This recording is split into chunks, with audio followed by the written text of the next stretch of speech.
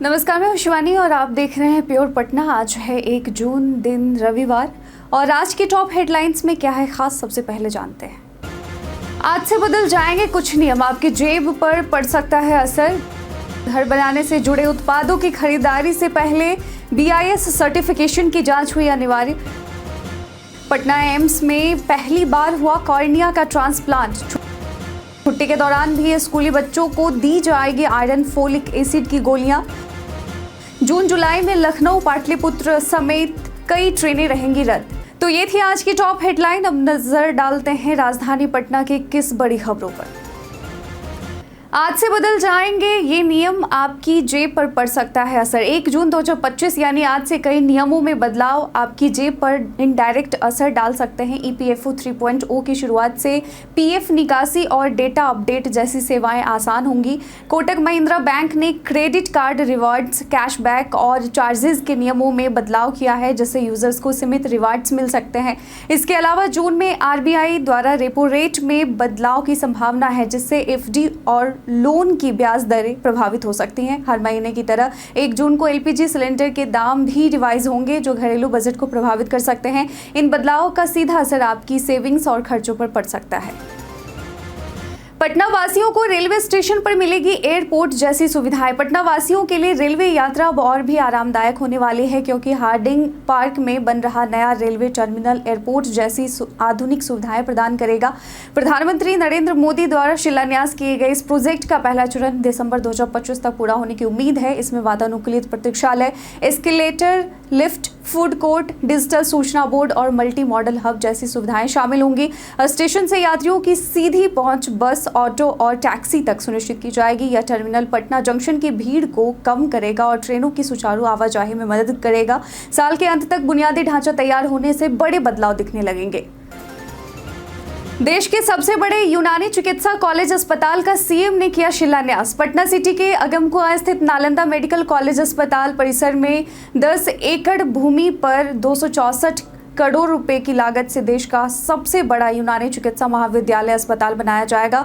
मुख्यमंत्री नीतीश कुमार ने इसका शिलान्यास किया और इसे 2027 तक पूरा करने का लक्ष्य रखा गया है। निर्माण पूरा होने के बाद कदमकुआं स्थित तिब्बी कॉलेज को यहां स्थानांतरित कर दिया जाएगा, जबकि पुराने भवन को आयुर्वेद कॉलेज को सौंपा जाएगा। स्वास्थ्य मंत्री मंगल पांडे ने इसे प्रधानमंत्री नरेंद्र मोदी के आयुष चिकित्सा के सपने को साकार करने की दिशा में अहम कदम बताया है। यह संस्थान यूनानी चिकित्सा के क्षेत्र में देश का अग्रणी संस्थान बनेगा। मौके पर कई वरिष्ठ नेता मौजूद रहे। चेरलापल्ली से पटना जंक्शन तक चलेगी 23 समर स्पेशल ट्रेनें। गर्मियों की छुट्टियों में यात्रियों की बढ़ती भीड़ को देखते हुए दक्षिण मध्य रेलवे ने चेरलापल्ली से लेकर पटना जंक्शन तक 23 समर स्पेशल ट्रेनें चलाने का फैसला किया है। ये ट्रेनें 2 जून से 1 अगस्त के बीच चलेंगी, जिनमें बुधवार, शुक्रवार, सोमवार और बुधवार को सेवाएं उपलब्ध होंगी। और इन स्पेशल ट्रेनों से हैदराबाद के मुख्य स्टेशनों पर भीड़ कम होगी और यात्रियों को बेहतर सुविधा मिलेगी। टिकट आप IRCTC वेबसाइट या रेलवे काउंटर से बुक कर सकते हैं। पूरी ट्रेन लिस्ट में नागपुर, इटारसी, प्रयागराज और पंडित दीनदयाल उपाध्याय जंक्शन होते हुए पटना जाया जाएगा। यात्रियों को भीड़ से राहत मिलेगी। घर बनाने से जुड़े उत्पादों की खरीदारी से पहले BIS सर्टिफिकेशन की जांच अनिवार्य। भारतीय मानक ब्यूरो BIS पटना कार्यालय और बिहार इंडस्ट्रीज एसोसिएशन ने एक इंडस्ट्री मीट आयोजित किया है, जिसमें बताया गया है कि घर बनाने से जुड़े उत्पादों के लिए अब BIS सर्टिफिकेशन अनिवार्य हो गया है। कुल 22,000 मानक तैयार किए गए हैं, जिनमें से लगभग 750 उत्पादों के लिए सरकार ने BIS प्रमाणन अनिवार्य कर दिया है। खासकर आवास निर्माण, इलेक्ट्रिक और इलेक्ट्रॉनिक सामग्रियों में यह अनिवार्यता बढ़ी है। ग्राहकों की जागरूकता के कारण उत्पादों के लिए गुणवत्ता प्रमाणित करना जरूरी हो गया है। BIS पटना कार्यालय प्रत्येक महीने सहायता केंद्र भी संचालित करेगा, जहां उद्योगों को मार्गदर्शन मिलेगा। खरीदारी से पहले BIS सर्टिफिकेशन की जांच जरूरी है। बिहार सरकार ने 2010 बैच के 14 अधिकारियों को दिया प्रमोशन। बिहार सरकार ने शनिवार को प्रशासनिक स्तर पर बड़ा कदम उठाते हुए भारतीय प्रशासनिक सेवा के 2010 बैच के 14 अधिकारियों को प्रमोट कर सचिव या सचिव स्तर के पदों पर कार्य करने हेतु अधिसूचित किया है। सामान्य प्रशासन विभाग की ओर से इसकी अधिसूचना जारी की गई है। इसके साथ ही वरिष्ठ IPS अधिकारी कुंदन कृष्णन को भी अतिरिक्त जिम्मेदारी दी गई है। वे वर्तमान में अपर महानिदेशक और STF बिहार के ऑपरेशन के अतिरिक्त प्रभार में हैं। अब उन्हें विशेष कार्य पदाधिकारी के रूप में बिहार भवन, नई दिल्ली के स्थानिक आयुक्त कार्यालय का भी अतिरिक्त प्रभार सौंपा गया है। पटना एम्स में पहली बार हुआ कॉर्निया ट्रांसप्लांट। पटना एम्स में पहली बार कॉर्निया ट्रांसप्लांट कर एक ऐतिहासिक उपलब्धि हासिल की गई है। नेत्र बैंक बनने के 10 माह बाद एक व्यक्ति द्वारा नेत्रदान किए जाने पर 2 मरीजों, दुल्हिन बाजार के 55 वर्षीय पुरुष और संपत चौक की 30 वर्षीय महिला की आंखों की रोशनी वापस लाई गई है। डॉक्टर अमित राज की टीम ने यह जटिल सर्जरी सफलतापूर्वक पूरी की। दोनों मरीज लंबे समय से दृष्टिहीन थे और ट्रांसप्लांट के बाद अब साफ देख पा रहे हैं। हालांकि एम्स में अब भी 100 से अधिक मरीज डोनर के इंतजार में हैं। नेत्रदान के प्रति जागरूकता की कमी के चलते कई लोगों की उम्मीदें अधूरी हैं, जिससे इसकी आवश्यकता और बढ़ जाती है। छुट्टी के दौरान भी स्कूली बच्चों को दी जाएगी आयरन फोलिक एसिड की गोलियां। पटना में ग्रीष्मावकाश के दौरान भी स्कूली बच्चों को आयरन फोलिक एसिड की गोलियां नियमित रूप से दी जाएंगी ताकि उनका स्वास्थ्य प्रभावित ना हो। इस संबंध में मध्याह्न भोजन निदेशक विनायक मिश्र ने सभी जिला कार्यक्रम पदाधिकारी को पत्र भेजा है। पत्र में कहा गया है कि 2 जून से गर्मी की छुट्टियां शुरू हो रही हैं, लेकिन छुट्टियों में भी हर सप्ताह एक बार बच्चों को आयरन की गोली खाना अनिवार्य होगा। इसके लिए स्कूलों के प्रधानाध्यापक या शिक्षक छुट्टी से पहले बच्चों को पर्याप्त मात्रा में गोली उपलब्ध कराएंगे। कक्षा 1 से 5 के बच्चों को गुलाबी और कक्षा 6 से 12 के छात्रों को नीली गोली दी जाएगी, जिसे भोजन के बाद लेना होगा। पटना यूनिवर्सिटी के दीक्षांत समारोह में 40 टॉपर विद्यार्थियों को मिला गोल्ड मेडल। पटना यूनिवर्सिटी के दीक्षांत समारोह का आयोजन पटना विमेंस कॉलेज के वेरोनिका ऑडिटोरियम में हुआ, जिसमें सत्र 2022-24 के पीजी छात्रों को डिग्री दी गई और इस समारोह में 40 टॉपर विद्यार्थियों को गोल्ड मेडल से सम्मानित किया गया, जिनमें 25 विषयों में लड़कियों ने टॉप स्थान हासिल किया है। सभी विद्यार्थी पारंपरिक पोशाक में मौजूद थे।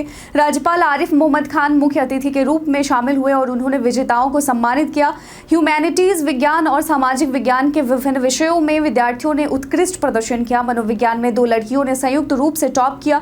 यूनिवर्सिटी ने विद्यार्थियों के लिए समयबद्ध प्रवेश के निर्देश भी जारी किए थे। पटना में आज बारिश की संभावना। पटना समेत बिहार के अधिकांश जिलों में इन दिनों प्री मानसून जैसी स्थिति बनी हुई है। पटना मौसम विभाग के अनुसार 1 जून यानी आज बक्सर, भोजपुर, कैमूर, रोहतास, अरवल और औरंगाबाद को छोड़कर बाकी सभी जिलों में बारिश की संभावना है, जिसमें पटना भी शामिल है। पटना में बंगाल की खाड़ी से आ रही नमी युक्त पूर्वी हवाओं के कारण बादल बन रहे हैं और बारिश की स्थिति बन रही है। वहीं दक्षिण और पश्चिम बिहार में शुष्क पछुआ हवाएं गर्मी और उमस बढ़ा रही है। मौसम विभाग ने अगले 3 दिनों और फिर 7 दिनों तक इसी तरह के मौसम की संभावना जताई है, जिससे पटना सहित कई इलाकों में राहत मिल सकती है। पटना पर्यटन में आज हम बात करेंगे अंजुमन इस्लामिया हॉल की। जी हाँ, पटना के सब्जी बाग में स्थित अंजुमन इस्लामिया हॉल न सिर्फ एक इमारत है बल्कि भारत की आज़ादी की लड़ाई का गवाह भी है। 1885 में स्थापित यह हॉल गांधी, जिन्ना, नेहरू, बोस, मौलाना आज़ाद जैसे दिग्गजों के ऐतिहासिक तकरीरों का साक्षी रहा है। यहाँ आज़ादी के साथ साथ उर्दू आंदोलन और सामाजिक चेतना की भी लौ जली। आज ये एक आधुनिक भवन में तब्दील हो चुका है, लेकिन इसकी दीवारों में इतिहास की गूंज आज भी महसूस की जा सकती है। यह भवन आज इतिहास और संस्कृति के प्रेमियों के लिए आकर्षण का केंद्र है। अगर आप भी इतिहास जानने के शौकीन हैं, इतिहास की गहराई जानने के लिए एक बार यहाँ जरूर आएं। 2024 में पटना के 5 क्षेत्रों में मतदान 60% से अधिक। पटना जिले के 14 विधानसभा क्षेत्रों में से 5 फतुहा, बिक्रम, मनेर, फुलवारी शरीफ और मसौढ़ी में 2024 लोकसभा चुनाव में 60% से अधिक मतदान दर्ज किया गया है, जो ग्रामीण इलाकों में मतदाताओं की सक्रियता को दर्शाता है। इन क्षेत्रों में 2019 की तुलना में मतदान प्रतिशत में लगातार वृद्धि देखी गई है। वहीं दीघा, बांकीपुर और कुम्हरार जैसे शहरी विधानसभा क्षेत्रों में 40% से भी कम मतदान हुआ, जिसमें गिरावट भी दर्ज की गई है।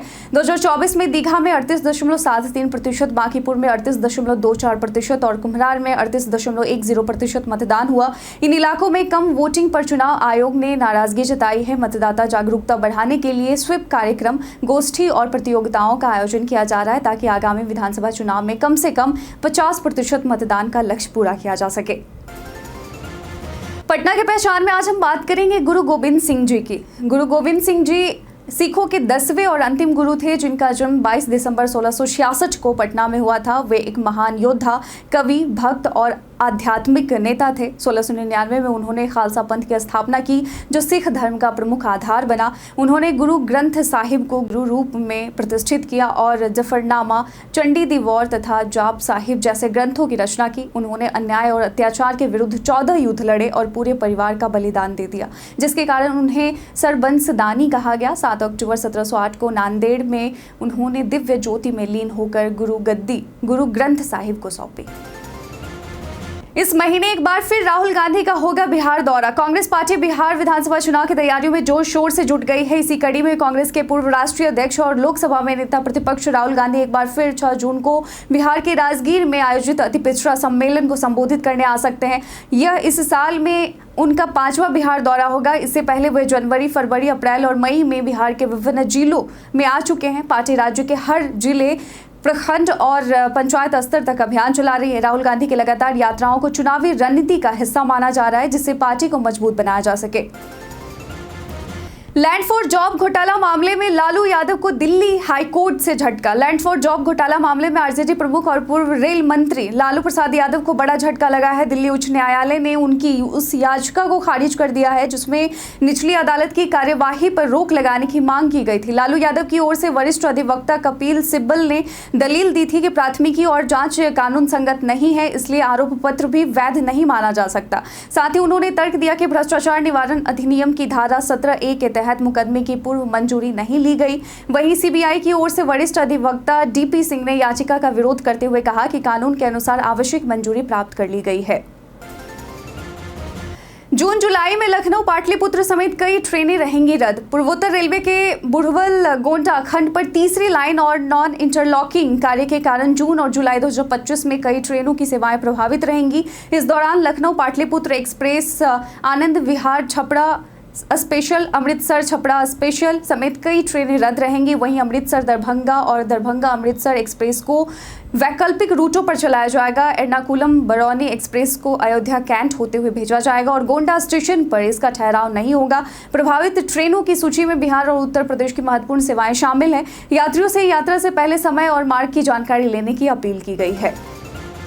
क्वालीफायर 2 की जंग में कौन मारेगा बाजी, पंजाब या मुंबई? आईपीएल 2025 का क्वालीफायर 2 एक कांटे की टक्कर है, जहां मुंबई का अनुभव पंजाब किंग्स के युवा जोश से भिड़ेगा। हेड टू हेड रिकॉर्ड में मुंबई गुजरात 17 और 16 जीत के साथ मामूली बढ़त पर है, लेकिन अहमदाबाद में पंजाब का प्रदर्शन इस साल 3 जीत के साथ बेहतर रहा है, जबकि मुंबई इंडियंस को सिर्फ 1 जीत मिली है। यहाँ हालिया फॉर्म में मुंबई आत्मविश्वास से भरी है, वहीं पंजाब की लीग स्टेज की लय उसके पक्ष में है। अगर मुंबई इंडियंस अपने अनुभवी गेंदबाजों से पंजाब के टॉप ऑर्डर को जल्दी समेट लेती है तो फाइनल की राह साफ हो सकती है, लेकिन पंजाब की आक्रामक बल्लेबाजी एक्स फैक्टर बन सकती है। आंकड़े कहते हैं कि मुकाबला बराबरी का है, जीत उसी की होगी जो दबाव में टिकेगा। मैच शाम 7:30 बजे आज नरेंद्र मोदी स्टेडियम अहमदाबाद में खेला जाएगा।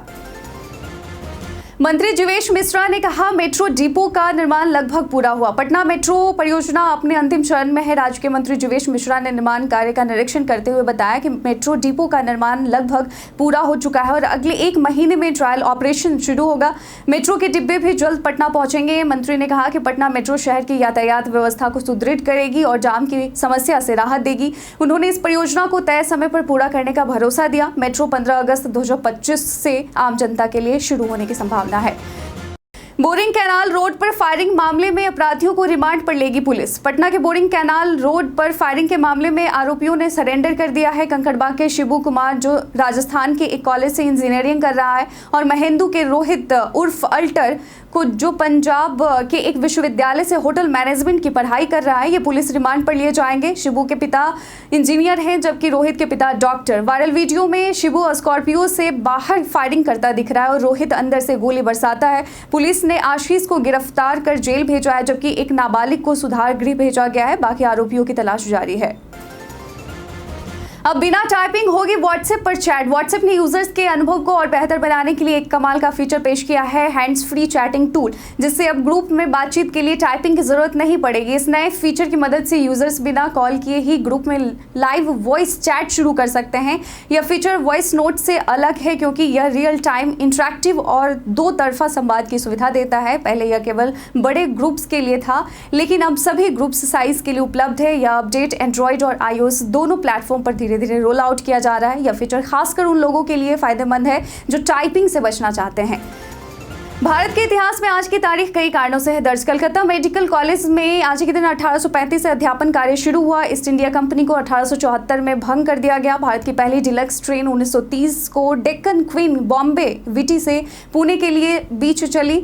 और भारत एवं इजराइल के बीच 1992 में हवाई समझौता हुआ। भारतीय फिल्म अभिनेत्री नरगिस का जन्म 1929 में हुआ। भारत के प्रसिद्ध हॉकी खिलाड़ियों में से एक अशोक कुमार का जन्म 1958 में हुआ। भारत के प्रसिद्ध भारोत्तोलक कर्णम मल्लेश्वरी का जन्म 1975 में हुआ। भारतीय महिला क्रिकेटर राजेश्वरी गायकवाड़ का जन्म 1991 में हुआ। भारत के छठे राष्ट्रपति नीलम संजीव रेड्डी का निधन 1996 में हुआ। और आज ही के दिन प्रतिवर्ष अंतर्राष्ट्रीय बाल रक्षा दिवस और विश्व दुग्ध दिवस के तौर पर मनाया जाता है। तो बीते दिन हमारे द्वारा पूछे गए सवाल का आप लोगों में से बहुत लोगों ने अपना जवाब हमें कमेंट सेक्शन में लिख कर दिया था। जिन्होंने पूछे गए सवाल का जवाब दिया है उनके नाम है अशोक कुमार, साहिब विजेता, संजीव कुमार, राम बाबू दास, अनूप मास्टरमाइंड, राम बाबू दास, शिल्पा, सुजीत कुमार, नेहा, प्रवीण कुमार, सचेत कुमार और मनीष कुमार। इसके साथ ही बढ़ते हैं आज के सवाल की ओर। आज का सवाल है कि पटना की सफाई व्यवस्था को आप 10 में से कितने नंबर देंगे और क्यों? अपना जवाब में कमेंट सेक्शन में लिखकर ज़रूर बताइएगा। आज के बुलेटिन में बस इतना ही। पटना से जुड़े तमाम खबरों के लिए बने रहें प्योर पटना के साथ। और साथ ही अगर आप यूट्यूब चैनल पर देख रहे हैं तो चैनल को सब्सक्राइब कर लें। अगर आप फेसबुक पेज पर देख रहे हैं तो लाइक और फॉलो करना ना भूलें। धन्यवाद।